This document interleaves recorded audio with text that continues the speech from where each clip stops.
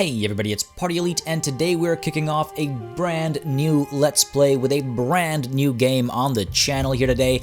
Imperator Rome is right around the corner in terms of release, and I've been waiting for this game ever since it was first announced. It's a very interesting time period, it's a very interesting tract of land being covered as well, and it's from Paradox, so you know it's a complex game, and I love those. So a massive thanks does go out to Paradox for giving me early access to this game so that I could cover it on the channel, get some reviews done, and also some other things that I'm planning that you'll see popping up on the channel very soon. Now, let's not waste any time in diving in. I'm going to be playing a game that will hopefully last a middling amount of time. I've got a bit of a plan in terms of what I want to accomplish as an objective.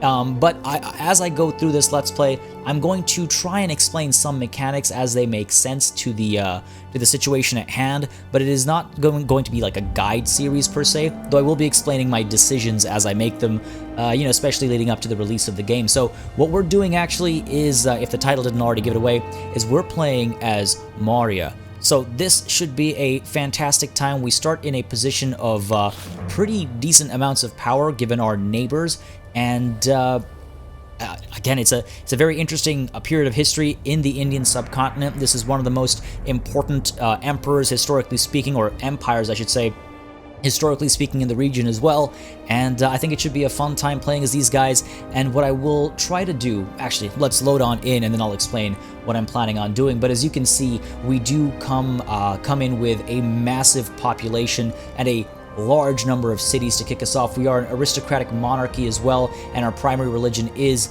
Hinduism, and our primary culture group is Magadhi, I think is how that's said. I should mention really quickly before we kick things off is that I will be trying to get pronunciations correct, but should I mess things up, whether it's from the subcontinent or from anybody else we interact with, I do apologize in advance, and feel free to correct me in the comments down below. I'm always looking to learn how to say things right, so feel free to correct me in the comments. All right, enough time on these screens. Let's activate Iron Man mode because you can't do it any other way, and let's kick things off, shall we?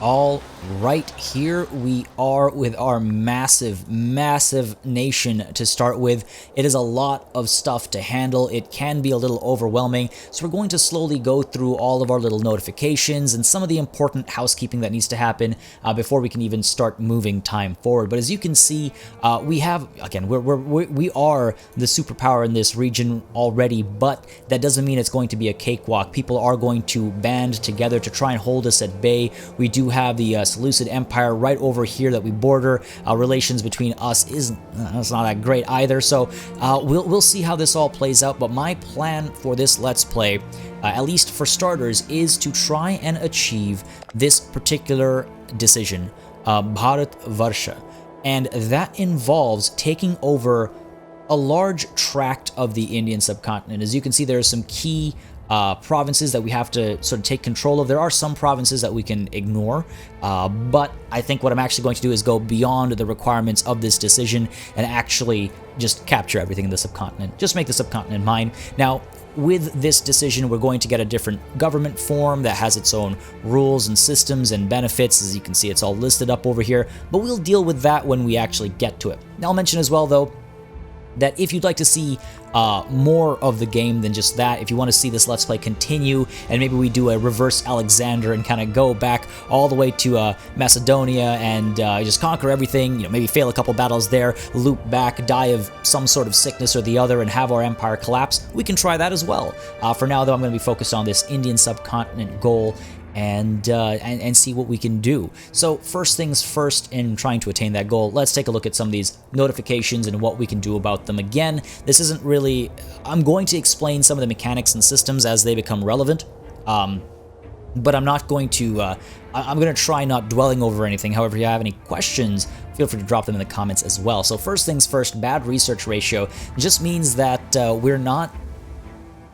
enough of our people aren't actually involved in research compared to the total population we have. The thing is, only citizens, which is a specific type of population, only citizens generate research points, and we have so many people, but not enough of them are citizens. It's only, what, 16.57%? So that's what that's saying. We're gonna have to ignore that for now. It's fine. Unused trade routes in the capital. All right, that's something I might want to sort out right away. The way trading works is, it's actually very important in this game.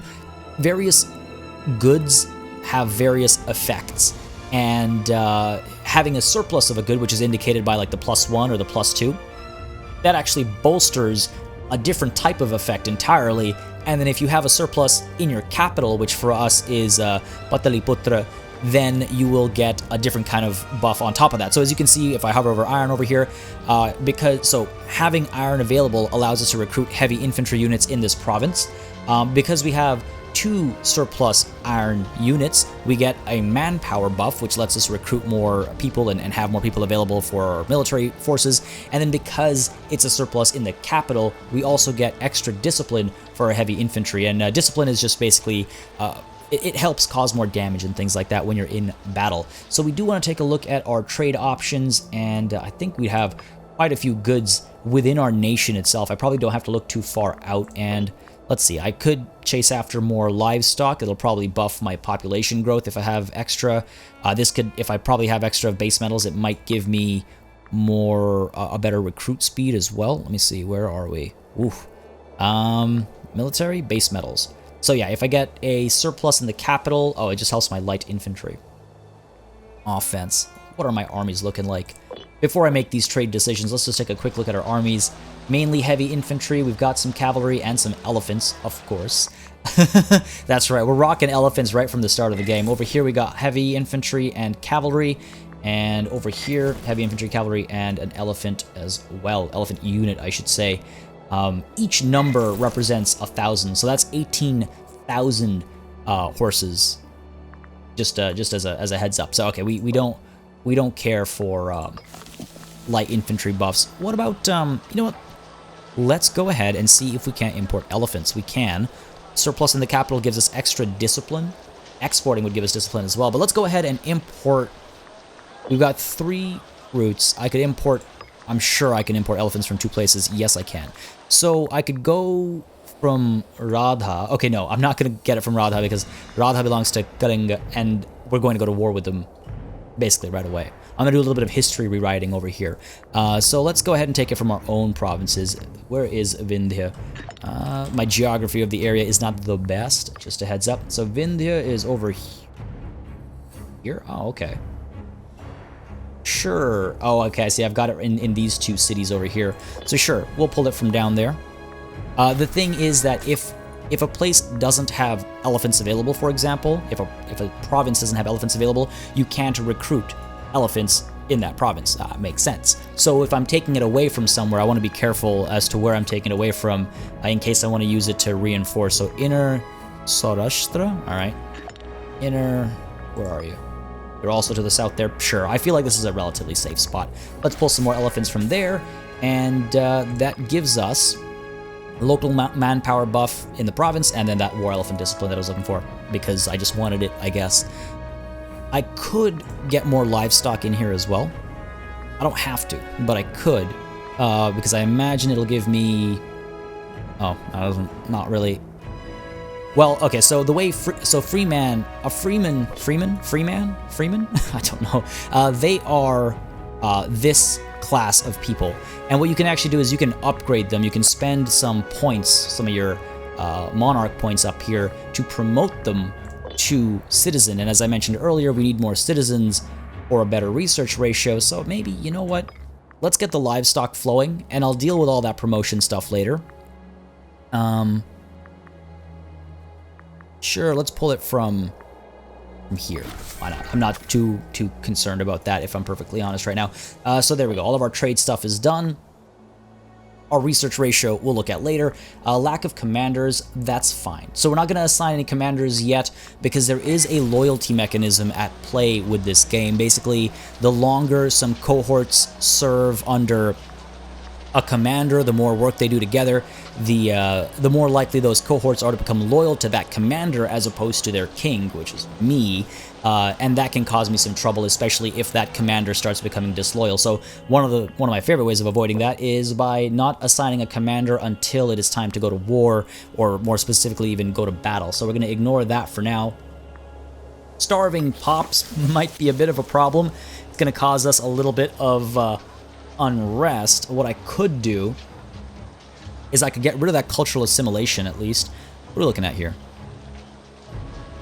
I think we should probably be fine to swap that around. If we get rid of this and instead could just go with local autonomy, make people happier, this isn't going to hurt us that badly. Like, it's not that is not terrible in terms of unrest, but it does affect the loyalty of the province. And if the province loyalty gets too low in too many provinces, and if too much of our population lives in disloyal provinces, they can trigger civil war, which we don't want. And sure, let's start expressing our benevolence by giving these people some local autonomy, and hopefully that will, I guess it's minimum of 5%, but at least the people are happier here. That's fine. And yeah, we've got, I think they're all starving. Yeah, most of them are starving over there, some people starving over here. That starving city is not a good thing for us for now. It's okay. A little bit of hunger helps, right? It gives you something to fight for. We have some scorned families as well, which isn't ideal. That just means that these guys, so the Yavan, Nanda, and Vatsa families do not like the fact that they aren't making enough money.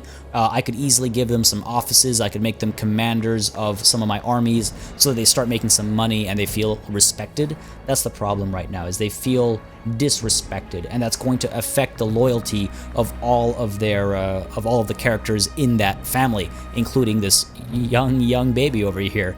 Feels scorned. You're too young to feel scorned, man. But yeah, so I mean, I don't think I have to worry myself too much about that. Sometimes it can get terrifying if the families get a little large, but I don't think I have to worry about that. We can ignore that for now. And our ruler is unmarried. So what I'm actually going to do is I'm going to wait on that. I could arrange a marriage. Actually, let me check here. So Shakuntala, some names I recognize over here. No. So what I'm going to do is I'm going to hold off, and I want to see if a certain event triggers. So Chandragupta Maurya is a very important figure in the history of this part of the world.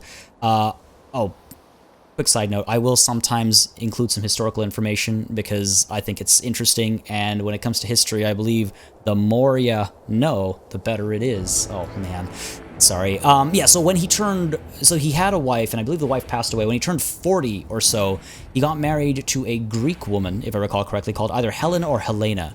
So I want to see if that triggers. Otherwise, and if it doesn't, then I will arrange his marriage with somebody who will, you know, help him have more children. And on that note, I should mention that if we take a look at our government tab, because we are an aristocratic monarchy, it means we have a clear line of succession. So Chandragupta Maurya is our king, our Raja, of course, given that we're in the Indian subcontinent. His heir is Bindusara Maurya, which is accurate to history.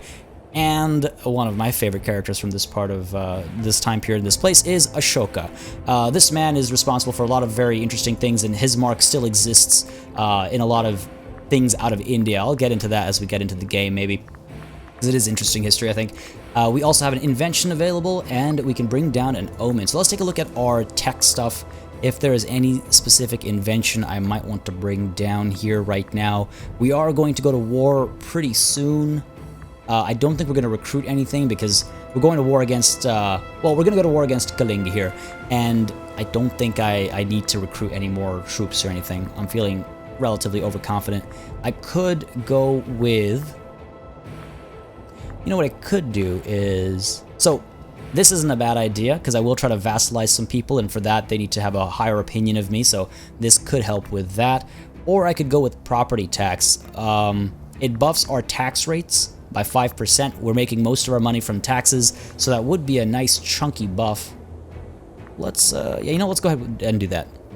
More money will let you do more things. So let's activate property tax. We need 100 civic power to enact another, or to I guess, discover another technology, so we have to wait a little bit for that to happen again. And then we can call down an omen as well. That costs 200 religious power, and it does provide us with a variety of kinds of buffs that we'll want to use depending on the situation at hand. We're going to go to war soon, so I'm not going to trigger any yet because these last for 5 years, but I am going to get the prayer to Shiv because that extra discipline will help us cause more damage when war actually kicks out.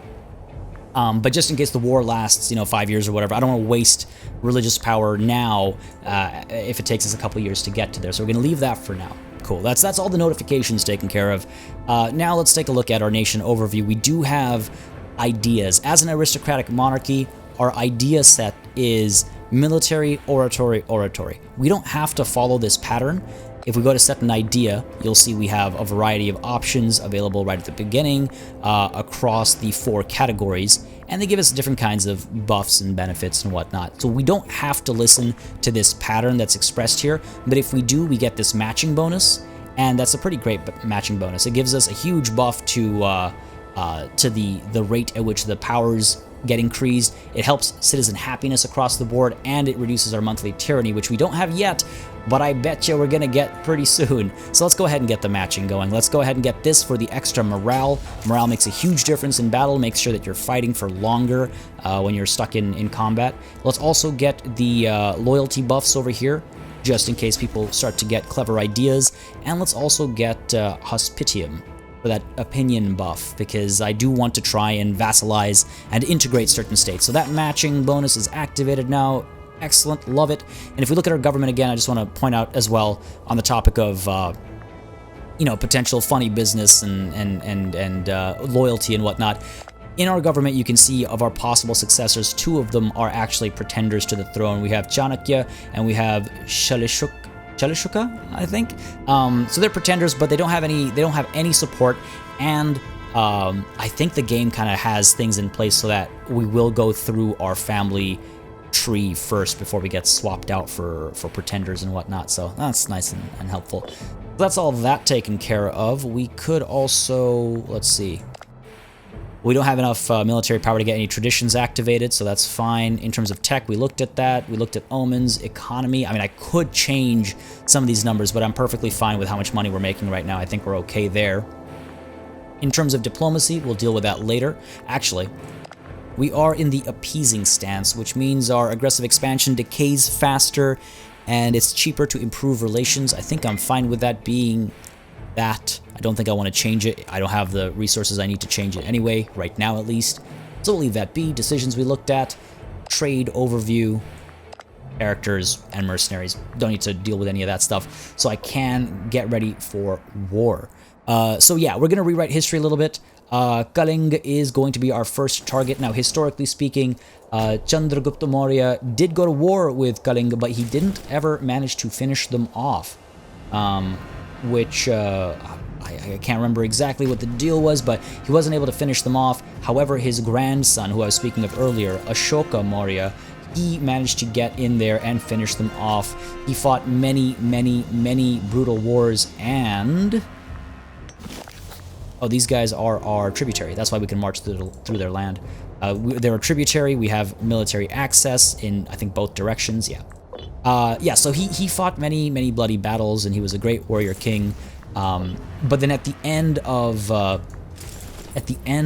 those wars, and I think it was after the war against Kalinga, he was like, wow, look at all this bloodshed I have caused. Look at all this devastation I have caused. And he decided that he was going to convert to Buddhism. And that actually is what spread Buddhism, made it very popular in the subcontinent. Now, what I'm going to try and do here is I'm going to try and come in from up top with this 30k army over here, this massive army, which is almost certainly my first, yeah, it is my first army. Going to send it down this way to eat up from here. And then if I can get Karusa here to give me access, then I can actually come in through here as well. But they're not willing to give me military access because they don't like me enough. Or they like me, but, there are other factors that come into play here, as you can see the math over there. But I think I can grease their palms a little bit. Gold is the best diplomatic lubricant in this day and age, so let's go ahead and send them a gift. Get that military access from them, hopefully, and then I can come into Kalinga from 2 directions. Makes it a little bit easier, I think, for these guys to get there. You're coming down as well, are you? Yeah, you're going to go that way. Must be the path of least resistance. And you're coming down here as well. Maybe over here. We don't want to stack too many armies, too many men in one location. That will be bad for our numbers. I'll explain that in a second to anybody who doesn't know how attrition works in these games. So I think that's set. We can kick time off a little bit, let it move forward. And yeah, so Ashoka, ooh, an end to the Greek menace. Decades ago, Alexander the Great invaded our subcontinent and defeated the local rulers of the Indus Valley. Many things have changed since then, however. The death of the great conqueror has seen his empire divided among squabbling successors, and the meteoric rise of Chandragupta Maurya has transformed northern India. In the past year, Mauryan armies have seized the Indus Valley and are advancing on the positions of the successor king, Seleucus. An emissary from Seleucus is now offering to give this region up in return for a treaty of friendship with our empire. Interesting. Okay, okay. So I think we can... what are our options here? I think we can go straight to war with them right away, which I don't think I mean, I could probably take them on. Look at them, they're puny compared to me. I could probably take them on, but no, my interests, my ambitions currently lay in the Indian subcontinent, and that is where we will focus. So we'll accept this offer, and they will have access to war elephants, which is unfortunate. Oh yeah, they'll be able to produce war elephants. I imagine Opus is one of their, I guess I'm giving them a breeding pair. Wow, it's all the way over here, eh? Jeez, okay. That's fine. So it just means when if we eventually go to war with them, they'll have elephants. Whatever, it's fine. We'll accept that, and we get a bunch of provinces, so I want to see this border shift. Let us accept this offer. Wow. That's huge. Okay, we have increased in rank. We're now a great power country instead of a major power. So that happens because we've crossed a threshold over here, and that does change our diplomatic relationship options. You can only have alliances if you're at a certain scale. I think a major power, if I recall correctly, or a great power as well, can't have allies. We can guarantee the independence of other nations, so if someone declares war on them, then we can step in and help them out. So it's pretty interesting how diplomacy works. You can't kind of just have a band of major powers working together against the little guys. I like that personally. And it looks like we have a couple new notifications. So lack of governor and some trade stuff. So from Atavia is requesting to import iron from province of Magadha. So Atavia. Oh, okay. I was like, I recognize that name. They are our tributaries. Sure, I don't mind that. It'll also give us some extra heavy infantry discipline because of the export, and it'll give us some money. So sure, I will accept that offer. We'll make good relations with these guys, and maybe even down here we'll make some good relations, but everything else will... I mean, we'll make good relations with the people once we conquer them. So the new provinces we just got from that agreement with the Seleucid Empire has left us with some parts that have no governors. What kind of governors do we need here? These guys are starving. Fantastic. Is everybody in this province starving? Because that would be hilarious. Oh, and loyalty is going down here as well.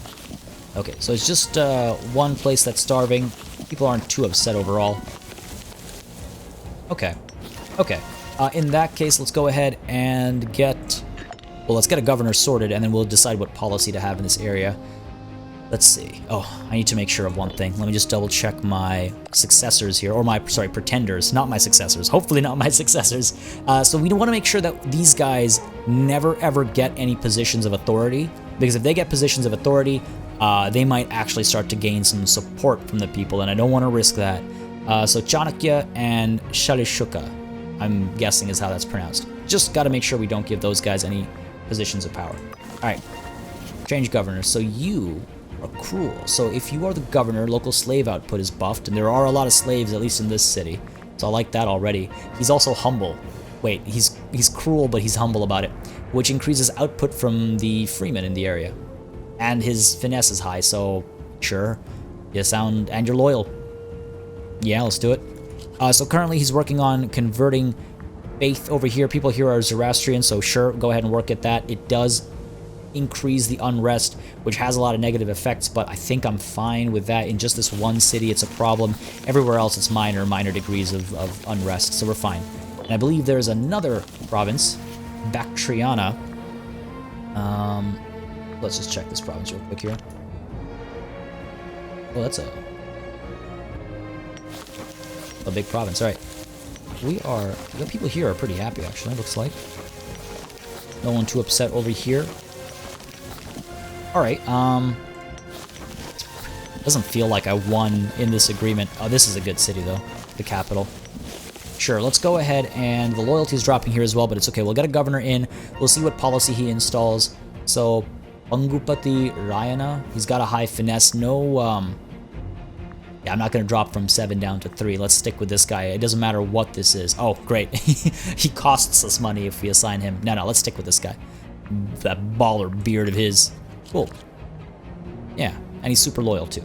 That's good, and he's got local autonomy, which isn't great. I could definitely do something here that's more helpful, but we can't afford to change it right now. Maybe we'll change it later. Alright, that's all of that taken care of. Anything else up here that I'm missing? No, we're good. Alright, back to moving time forward. As I was saying before this game interrupted me. So, Ashoka, like I was saying, he's still pretty important in the subcontinent. If you look at the Indian flag, there's the blue circle in the middle. It's a wheel. It's called the Ashoka Chakra.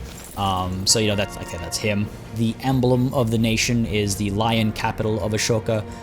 So yeah, dude's left a pretty major influence. Okay, the Ariel of Ratika, the Aryan local power of Ratika is here. They want what? Dies. National citizen output buff. Sure, we don't lose anything. The game will warn us if we lose anything by accepting a trade deal. And actually, you know what? Let's take a look at.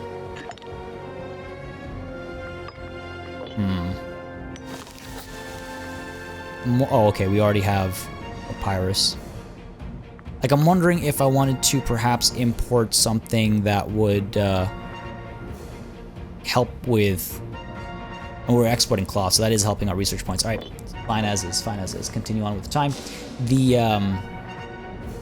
yeah, it's a lot. It's balancing a lot of little things. Like, okay, so on the topic of balancing, you'll notice this little skull over here. If you're not familiar with how attrition works in these Paradox games, basically every city, in the case of Imperator, has a supply limit, which is how many thousands of people, typically, that one place can support. Hold on a second. Chandragupta the Reckless. Okay. I've developed an alarming habit of charging headlong into every venture he undertakes. On more than one occasion, he has been fished out of the river, still raring to get to the other side. Oh no, am I losing my mind? I've gained Reckless. What does that mean for me? What does that mean for me? Oh no, aggressive expansion impact is higher. War score cost is lower though, so that's nice and helpful. Cool. All right, let me just let me do a couple things real quickly here before I continue my explanation of attrition. So before we go to war with Kalinga, who is currently in a defensive league with Indravan, which will not be a problem for me if Karusa gives me military access. They have decided to allow it. Excellent. So we'll be able to march right through. No problem. Cool. So if I want to go to war with Kalinga, I have to first. Yes. So I can go to war just to show superiority. However, it affects our nation poorly. It reduces our stability, which is very important in a variety of ways. And I might actually want to buff my stability as soon as I can. However, I can avoid that by having a casus belli, and that is a reason for war. It's a case for war.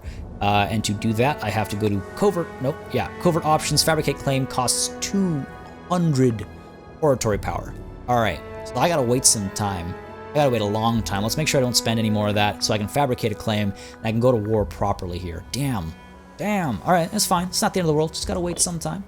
I can be patient. And waiting gives me a chance to discuss some details here. So, attrition. Every city has a certain supply limit, which represents how many thousands of people it can support. Right? So, for example, supply limit of 20 means 20,000 troops can be supported. That's kind of how, like, it used to work, so to speak, in other games, in prior games. With Imperator Rome, each unit type actually has its own attrition weight. So what that means is this 30,000 will not be satisfied by a supply limit of 30. Instead, if we hover over the skull, you'll see that the unit weight is actually 45.5. And that's because we've got elephants and cavalry, and those units are worth more on the supply limit. In fact, elephants are worth 200%, which means one elephant requires 2 supply. So you can see how it's a little different here. We have to, as a result of that, split these guys up and maybe try and relieve the pressure on these cities. Because if I keep the attrition up, we will lose men to attrition. We're losing over nearly 5,000 men to attrition every month. And even though we gain 1,000 men to our manpower pool every month, you don't want to just waste lives like that. Every life is important. I am a just king, and I will make sure that my people live well and fight well and die well when they must. So let's go ahead and split people up here as well, just because, as you can see, the supply limits are pretty low in some of these parts where, you know, we haven't built enough, I believe, what was it? I have to build, or it's a decision. Again, I'm fairly familiar with a lot of the mechanics of the game, but there are some things that I'm still familiarizing myself with. I did do a fair bit of playing to learn most of the mechanics, and then some things kind of slip your mind every once in a while. You see, so this is a jungle. This area is a jungle. In fact, if I go into the terrain mode, wow. This is all jungle, and that affects the supply limit by negative 50%. So, you know, resting here maybe is not such a good idea. Oh boy. I mean, I have military access over here, so I can actually rest up here as well if they have the supply. You know what? Yes. They have better supply limits. So let's go ahead and rest our army in enemy territory. You're fine here with the 18k. You're coming through. Let's put you up there, and then we'll split you into pieces as well. Let's pull you up over here, because we're getting ready to go to war anyway, so it's fine. Yeah, don't want to lose men pointlessly. Now, veterans move on. The prime farmland granted to veterans of battle is a simple recognition of their service to Maurya. Sometimes, however, the lure of battle and glory can prove too much for those unaccustomed to a life of menial labor. A recent bad winter caused those working the fields to up and leave, hoping to find better work in our armies, leaving a vast tract of arable land unclaimed. We have reappropriated it to better serve our flourishing state. To every cloud. Okay, so our manpower buffs because of this event. Local unrest in Nabadwipa. Okay, so Nabadwipa gets state-owned farmlands until the end of the game. Wow. So that increases local tax and reduces local unrest. Let's see where this is. Nabadwipa is over here. So it's in like a West Bengal, Bangladesh area. Cool. That's great. I mean, I'm not going to complain about more tax money. Sounds good to me. All right, let's keep time going. Not going to take very long for this to get to the 200 we need to declare war, and Kalinga is still... Oh, they've got an alliance with Andhra. That's not good. That's not good. It's fine, it's fine. It's not the end of the world. What is going on over here, though? These guys, are you at war? Or is this just impassable terrain? Oh, occupied by rebels. All right. These guys are dealing with a little rebellion over here. That's fine. So the defensive league is something that I have to worry about as a major power. When people get terrified of me and what I might do, they might form defensive leagues in the hopes of banding together should they get attacked. They can still go to war with each other. When you're in a defensive league, you can still go to war with each other and whatnot, I believe, if I'm not mistaken. But if someone were to declare war upon the defensive league, then that league gets activated, so to speak, and tries to defend itself. I'm almost ready to call down an omen. Again, I want to wait until I actually go to war. Oh dear, I don't want to be here. That is a rebel... No, stop. I don't need to go there. Stay put. Let that rebellion finish off whatever it wants to do. Okay, Tribal Chief Govishanka offers friendship. We've received an envoy sent by Tribal Chief Govishanka, ruler of our subject Atavia. Okay, he offers our ruler Raja Chandragupta Maurya his personal friendship. Strengthening our connection with our subject could have its benefits. So we become friends, or we gain prominence and popularity. I'm already prominent and popular enough. It's good to have friends. Sure, let's go ahead and accept that offer of friendship, and we are now friends. I can remove him as a friend very cheaply. I can plan an assassination if I wanted to, but I mean, we're friends, so I'm not allowed to. But yeah, so you get a lot of character interaction as well that you can do.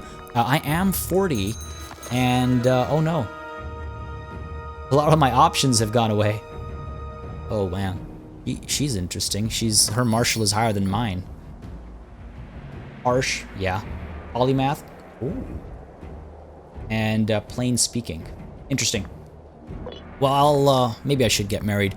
It's like, part of me is like, I don't want to add more numbers to my succession, you know what I mean? I don't want to encourage more people to try anything too funny.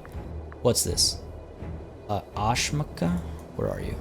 These guys in the middle here, they want Sure, I get research point buffs from doing that, so sure. It looks like the rebellion has been cleaned up, so let's go ahead and move on in. Hopefully we can stop suffering so much attrition. It's not good for us. And up over here, these guys are still suffering attrition. Go ahead and split them up. So there are a lot of mechanics to prevent people from just blobbing up their armies. One is attrition, obviously, and the other is the whole loyalty thing I was mentioning earlier, where your forces, your cohorts can get loyal to their commander, so you try to split them up so that no one commander will have too much power. Sorry, I kind of have Kanye going in my head right now. But yeah, so there are a couple of ways that the game tries to prevent you from doing that, and just having a massive stack of 90,000 people just marching through without a care in the world. We can get another invention, and what I think I will do is get aggressive protection. It reduces the cost of fabricating claims, which is what we're just about to do, and it only costs 100 civic power. We have that, so aggressive protection it is. Boom. And with that in our back pocket, Kalinga, which has, let's see, an alliance with Andhra and Indravan, but you also have a defensive league with them anyway. So they're going to bring a couple of nations into this. I don't know how I feel about that. I should be able to overpower them. Tribal people request migration. A sizable quantity of tribal people resident in the city of Hamangati have requested permission of the local administrative officers to cross the border into land owned by our neighbor Kalinga. No. The request comes backed up by a generous promise of gold, but our local officials are reluctant to lose such lucrative workers. We have no need for their type, I disagree. Redirect them to somewhere more appropriate. Oh dear no. Or under no circumstances. It's a temporary effect. This option is available only because we have the cruel trait. Let's see, this lasts for 4 years. Makes people really unhappy. And this lasts for 2 years. Makes people somewhat unhappy. But it does redistribute the people. Let's go with that. Redirect them to somewhere more appropriate. I hate that that ellipsis implies something very nefarious. Alright. Let's be careful here now. We're about to go to war, right? So Kalinga has 2 cohorts only. Easy enough to overcome, but they've got a manpower of 44k. So they can recruit a fair number pretty quickly. They've got a fair bit of gold as well. Don't know how many mercenaries they can afford with that. Maybe I should have built some triremes so I could actually scout this area up and down. Wouldn't have been a bad idea, but we're fine. Now, you guys have 11 cohorts. Okay, I can overpower them pretty easily. That won't be a problem. And down over here, Andhra has 24. All right. As I figured, that makes sense. These guys are going to be the actual problem. 24 cohorts. We can outnumber and overpower them, which is fine, but just something for me to be wary of. And I should get ready to push in. They're building a fortress over here. I want to make sure they don't get to complete that fortress before we go to war. Just because that will slow down my war effort. We're at the border over here. We're over here. Let's go ahead and fabricate our claim. You can see it costs 180 as opposed to the 200 it was going to. So we can fabricate our claim, and we can either claim the province of Kalinga, which is, I believe, down over here, or the province of Radha, which we already have a part of. So let's go ahead and get the province of Radha as our claim. Doesn't matter what we claim, because we can still conquer everything. That's how the Casus Belli works now. So we'll do the province of Radha so we can get it quickly and then tick up our war score more easily. So let's get that claim fabricated. Yep. Good stuff. And we do have to wait a little while as diplomats kind of move back and forth between territories and whatnot. Yeah, we're getting ready. We're on the war footing. Rebels have taken hold of some land over here, so hopefully that'll act as a distraction for Indravan over here. What do we have? We have an invention available. I could give myself army morale recovery speed. Not a bad idea. I feel like it's a bit of a waste. Now, I should mention as well, because I realize I haven't outlined this, technologies or inventions, I guess, come up in units of 3, or in sets of 3. You can see we've already taken one of the civic ones and one of the oratory ones, so we only have 2 of each left. A third one will become available when we get this level here to fill up. So when we get to a different level of each of these 4 categories, a new set of 3 become available, but only 3 will ever show up here at a time. And it's not as randomized as, say, Stellaris, but I believe there is still some random chance involved as you get further and further down and unlock more options.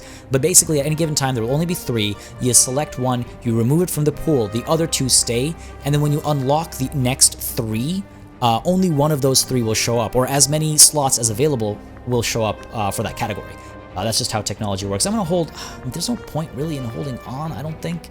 I could get myself military artisans and increase our research speed a little bit, I guess. Let's go ahead and do that. Let's go ahead and do that. I was tempted to get, I mean, this is also not a bad idea, but I was tempted to get the Oath of Brotherhood for the morale recovery, but I think we'll be fine. Going in overconfident, which may have been the downfall of the original Chandragupta, and we'll see if we can stick to history here. We're also going to get the Prayer to Shiv happening. Again, that buffs our discipline by 4.7%. It'll help us cause more damage, and it'll last for 5 years, which is hopefully as long as this war will last. If it lasts longer, we'll have more than enough religious power to trigger another omen, and we'll be fine. I might want to get a sacrifice to the gods done as well, though. No, that'll cost too much. We'll do it later, because it buffs our stability, and as you can see, that has, the higher that is, the more positive effects that has. But for now, Prayer to Shiv, get ready for war. I think I'm already in position, more or less. Gonna start assigning some commanders. You will be led by... Ooh.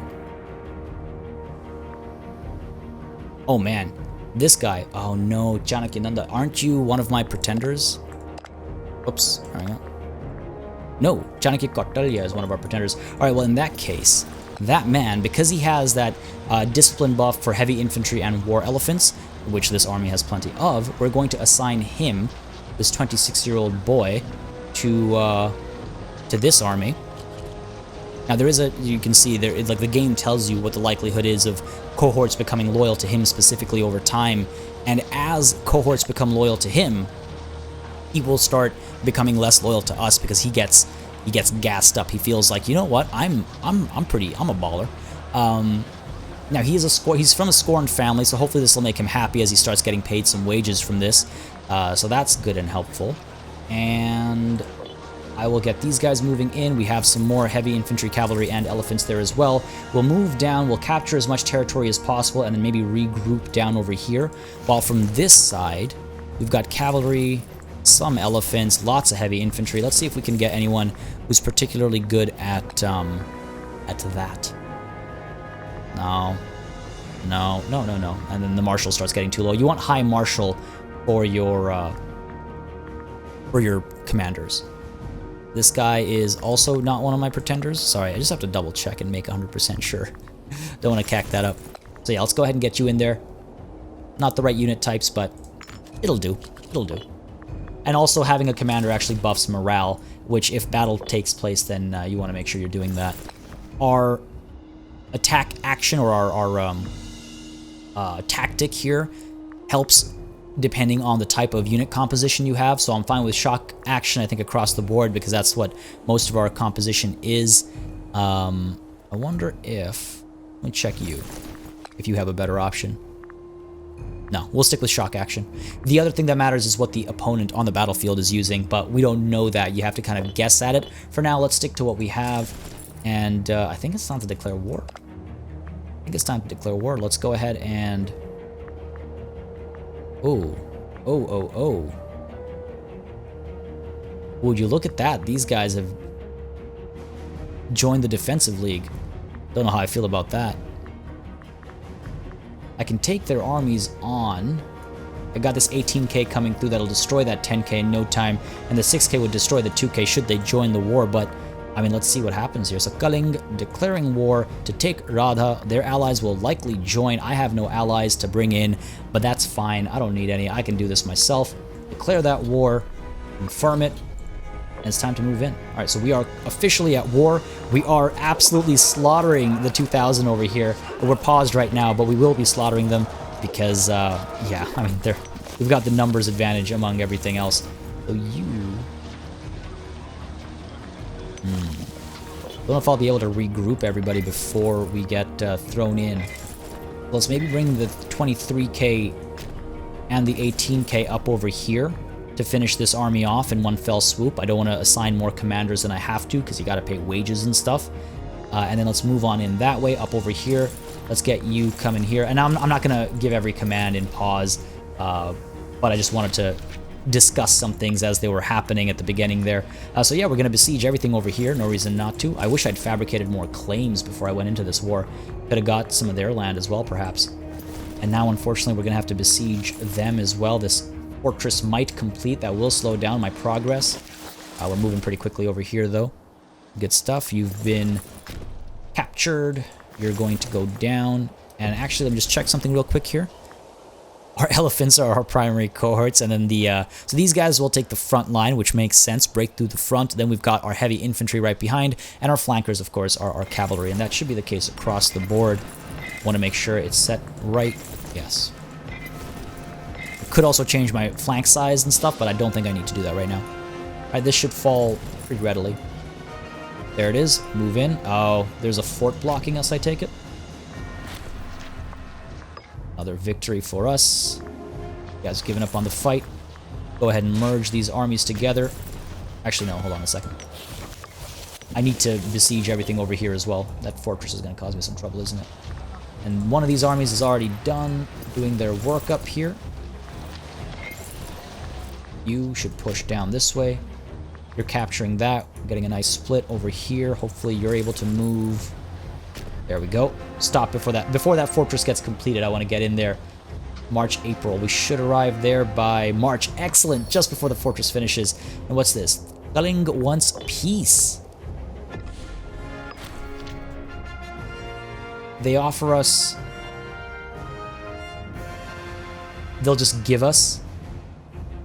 Oh, come on. At least put up a fight.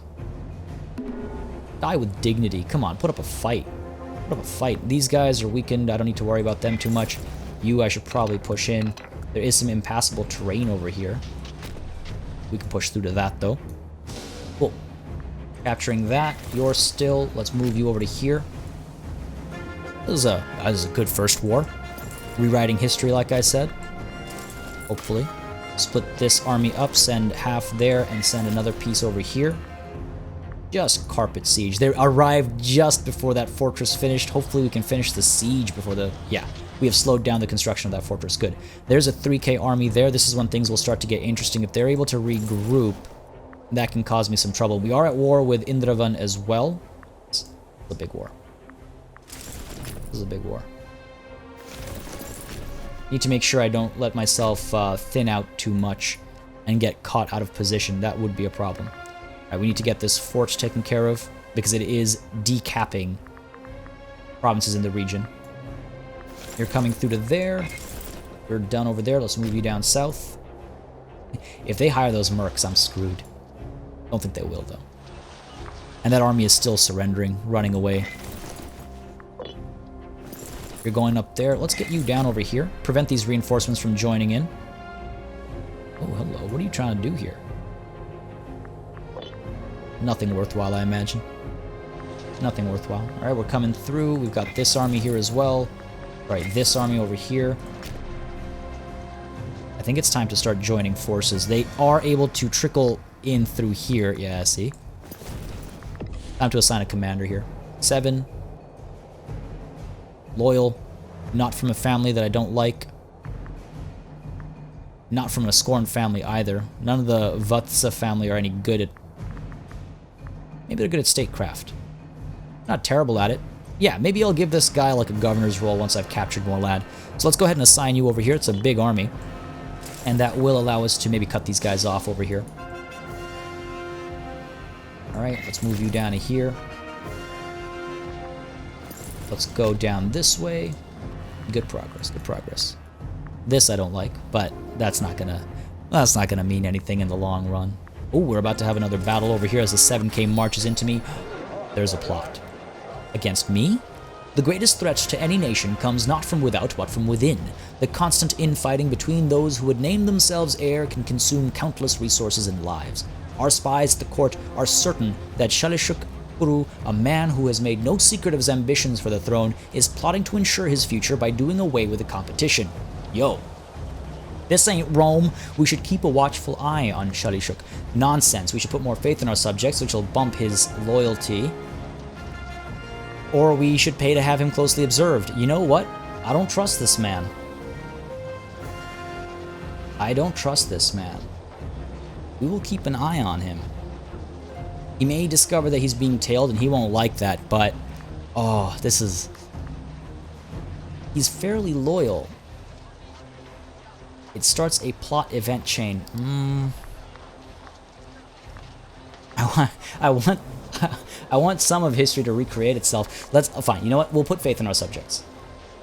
I'm a just king. I'm a good king. There's no reason for them to betray me. Let's do that. We're about to win this fight over here. And what is this? You want, Damarupa?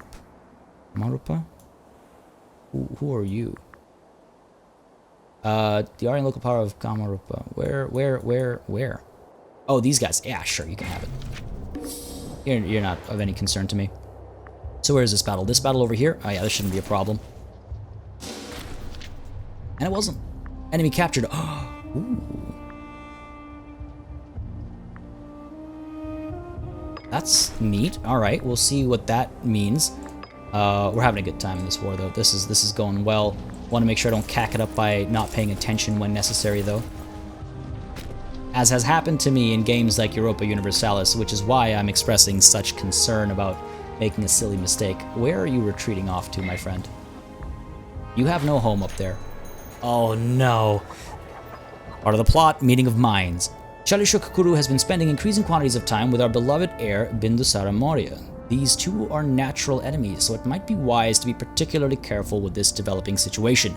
Unfortunately, we were unable to acquire much information on what the two conspirators were discussing. That is troubling. Do I really have to pay my own son?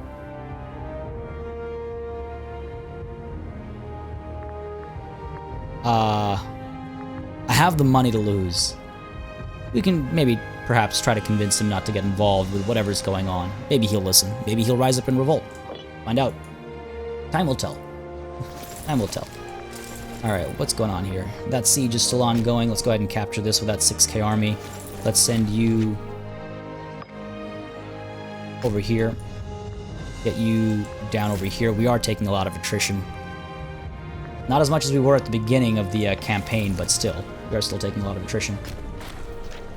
What? Chalishukuru chose to make a preemptive move against Chatadhanav Yavan today, apparently overconfident in his own abilities. Unfortunately, due to poor martial ability, the attack went in favor of the attacker, although the defender luckily managed to escape, having only been wounded. One of my generals is what? The 8th. That's not good. Wounded does what? Alright, well, let's go ahead and say bravo, good for you, but wounded reduces his martial and his health. He's still such a boss, though. Look at that martial. Still a boss. Keep him in charge.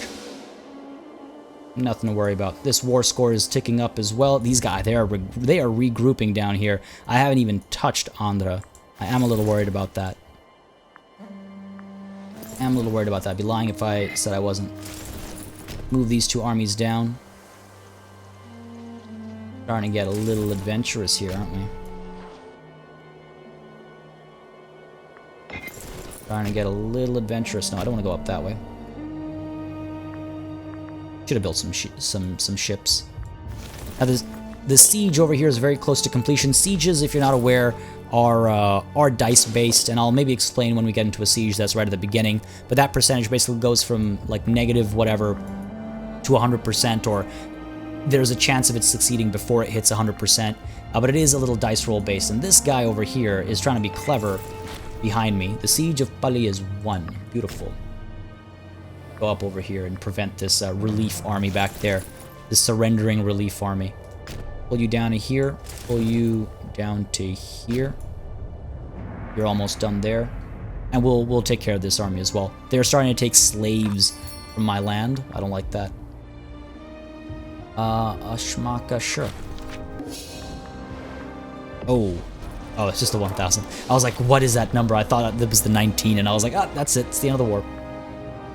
Alright, we are managing to capture some slaves of our own as well.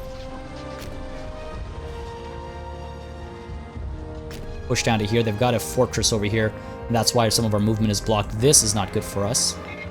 Oh no, I think we're fine. They do have some reinforcements arriving soon, though. I let myself get caught out a little bit. Managed to win. I don't necessarily want to go down there. Let's stay put. Move you guys down here. Regroup a little bit. And then we can continue our push. What's going on over here? Okay, let's keep you moving as well. Alright, let's keep you moving down this way. You're going up there to take care of this nonsense. Wait. We're likely to lose that.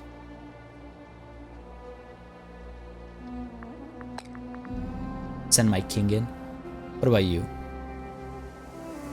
Your marshal is reduced, reinforcement speed is reduced as well, but you have a marshal of 6. So you're not terrible, you will match them, so if I assign you, then we're likely to win. See, morale, having a commander makes a huge difference. Let's stay put, wait until that morale actually recovers fully, and then we'll send you in. And in the meanwhile, I have kind of let things get a little out of hand. Let's take a look at our religion tab here, and spend some religious power, make a sacrifice to the gods. That buffs our stability, and you can see that buffs some of the benefits that we're getting, including more tax money and things like that. Totally worth it, I think. Now, I wonder actually if in mid-war I cannot fabricate clay. Just checking. Worth a check. What's the worst that could happen? Now, another thing I want to do now is get the Oath of Brotherhood for that morale recovery. As this war is starting to get to a point where I might actually have to do some fighting, it might be a good idea to get that Oath of Brotherhood invented, I suppose. So we start recovering morale a bit more quickly should we find ourselves in hairy situations such as this one. I could pull up, try and get away from this. 25th of May, these guys won't be gone until June, so we will be stuck there. I could try to pull you guys over here. I don't know how long it'll take them to get there, but the best I can do. And once this morale fills up, we'll go chasing after that army. Send you down, merge you. Would you look at that? Little navy. How are we doing over here? I think we'll just manage, just barely. Our reinforcements will not arrive in time, but as long as we're able to hold the line here, and it looks like we'll be able to. Our morale is holding. We are holding despite having fewer troops, but I think just the quality of Mauryan warriors is just that much better. They didn't stand a chance. All right, let's get you moving up. Morale is full. Go ahead and crush this army as well. They're nothing compared to us. I think that naval force is coming through to try and replenish. They're going to try and recruit up there as well, which is not ideal. And in comes a 14k versus us. This is a big battle over here, but it will end, well, very easily for us. Oh my god, we absolutely destroyed them. Holy crap. You dare to stand against the might of Maurya? Alright, we're good here. We're going to capture this. These guys are trying to relieve that. Hopefully I can... You know what? No, let's intercept them. Finish them off once and for all. Down over here. Get you guys moving together now. Push down to here. Push you down to here. You're almost done with that siege as well. What's going on over here? We're trying to hold the line. Yeah, let's go ahead and group up over here. Merge everything. Make one giant army. Okay, we're victorious up here. Go ahead and... Sure, we'll claim this instead. These guys are going to retreat probably down south, and we'll be able to intercept them at some point. And this is not going to be an issue. Another battle won. Things are going pretty well. Things are going pretty well. As things are going pretty well, I just want to mention really quickly, if I didn't mention already before, if you guys are enjoying this series and would like to see more of it, make sure you let me know by dropping a like and a comment down below. It does make a very big difference. That's how I kind of judge interest levels, but that's kind of how I figure out what people want to see more or less of on the channel. So feel free. In fact, I encourage you to express your opinion. If you have any feedback for my coverage, if you'd like to see more edits, if you'd like to see more historical information, if you'd rather not hear me ramble about history, let me know. Always excited to see what people think. But yeah, I'm very happy to be playing this game. An unwelcome gift. As I say that, as I'm about to say I'm glad that Paradox gave me early access, I get this. Mahinda Vatsa, loyal servant of the state, yet a man of questionable aesthetic talent, has commissioned a statue in honor of Chandragupta Maurya. Citizens gather from far and wide, and when the unveiling takes place, Mahinda Vatsa simply stands, arms folded with a small smile plastered across his face, as the crowd collectively withdraws in abject terror. Oh, you... this is hideous. I lose popularity. I'm already kind of Popularity is kind of waning already. Or we can demolish it at once. I lose less popularity, but Mahinda loses loyalty. That's a lot of loyalty lost. But it's okay. What we're gonna do is give him some money. He becomes a little corrupt, but the loyalty comes back. Okay. All for a good cause. What's the deal here? Why are we likely to lose this? It is unclear which side will win. They have a superior commander, that's why. We have the numbers. Do I have faith in our numbers? I think I do. And our reinforcements. And especially our reinforcements. I think we'll be fine. Let's move you down here, finish our conquest up there. And we should be pretty close to being able to sue for peace. We obviously can already ask for Kalinga, but I want to ask for more. You need to have the provincial capital before you're able to push a claim, and we can obviously ask for all their money as well. I don't think it'll be too much trouble. Oh, this battle's about to begin. Hopefully we win this one. I can't afford to really lose this flank or anything. Never afford to lose much of anything, ever. Never want to lose anything. Move you down this way. Well, let's actually regroup you two. We could get another, I think we're fine. Yes, we're very much fine. But let's go ahead and capture all this territory if we can. And that siege is taking forever as well. Sieges, that's the thing. That's why I wanted to move in before they got that fortress built, because sieges can slow down your war effort and give the enemy a lot of time to replenish, regroup, reorganize. The siege of Bhilpura won. Bhilapur is probably how that's pronounced. We got a slave sent to Pataliputra, which is great, and one pop died in the area. That's too bad. Good for you. That's nowhere near me. I don't care. Alright, finally ended it over there. They're getting some... Alright, that's because I had the fort. Let's move on in. They've started moving into my territory, which I don't appreciate. So let's send this army back with Prexaspes over here. And you two, group up. And I guess we could push down Indravan land as well. Capture some of these things as well. This siege will be over soon, I think, too. And yes, this is our defensive force over here. Up against 10k, we should be fine. We're a little low on numbers, which I don't like necessarily. But look at that manpower drain. This war has cost us a lot of people. We get them back at 1,000 per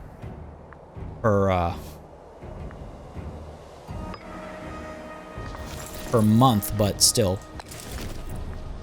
I think this war is almost over. War score is at 69, so that's pretty nice. Let's go ahead and see if they will give us... I can completely dismantle Kalinga. I can also get this and that. Kalinga. Yeah, I want everything. That war score, that aggressive expansion, though, is not a good call.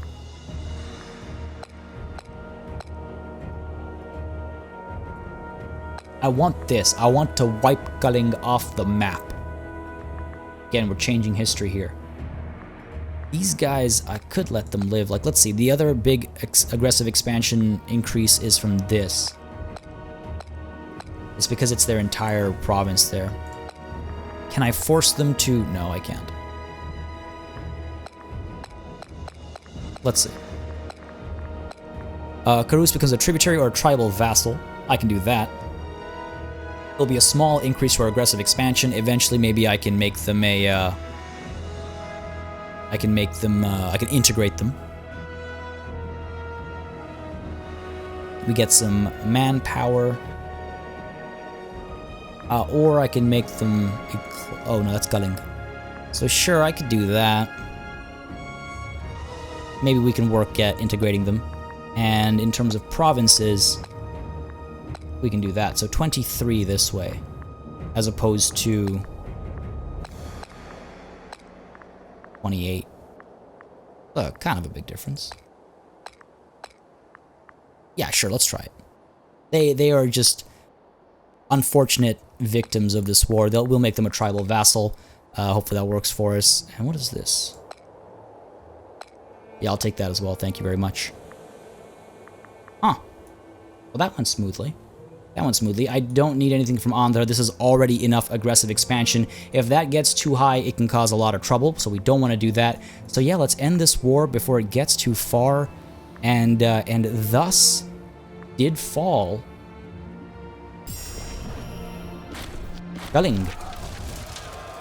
There you have it, ladies and gentlemen, our first war, and such a great war it was, such fantastic conquest.